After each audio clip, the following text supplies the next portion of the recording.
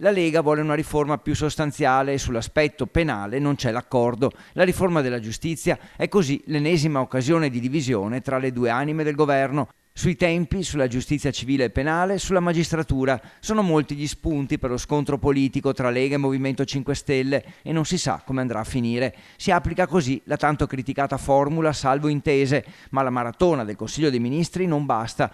Dal Veneto è il ministro vicentino Erika Stefani a fare precise richieste e se da un lato c'è fretta per arrivare ad un'intesa sull'autonomia, sulla giustizia invece, altro cavallo di battaglia e priorità della Lega, la fretta non è così consigliata. Sull'autonomia un anno di rinvii, sospensioni, analisi, approfondimenti e aspetta che guardiamo e riformuliamo la norma. La riforma della giustizia in una settimana, dal tempo in cui noi abbiamo avuto la formulazione, stiamo parlando della riforma della giustizia.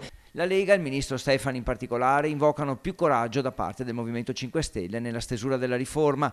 Per questo la proposta fatta non viene ritenuta sufficiente, specie su alcuni aspetti come quello dei tempi del processo.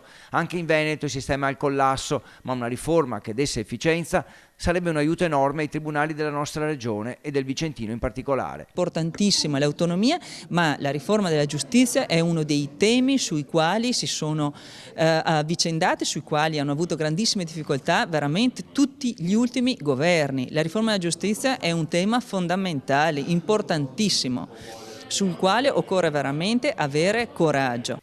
Tuttavia una riforma di tale portata non deve essere fatta in modo frettoloso. Se per l'autonomia i tempi sono stretti e si vorrebbe chiudere la partita più in fretta possibile, per la giustizia ogni passaggio deve essere condiviso, come quello riguardante il processo civile, con tutte le implicazioni legate ad esempio ai tempi di prescrizione. Il ministro poi manda un messaggio che sembra essere anche un po' quello che la pazienza ha un limite. I veneti si attendono tempi ragionevoli per la decisione, ma soprattutto sanno riconoscere quando la volontà di risolvere questioni delicate e profonde come quella della giustizia c'è davvero, o se invece il fine ultimo è quello di rallentare i processi, rimandare le decisioni e annacquare le trattative politiche.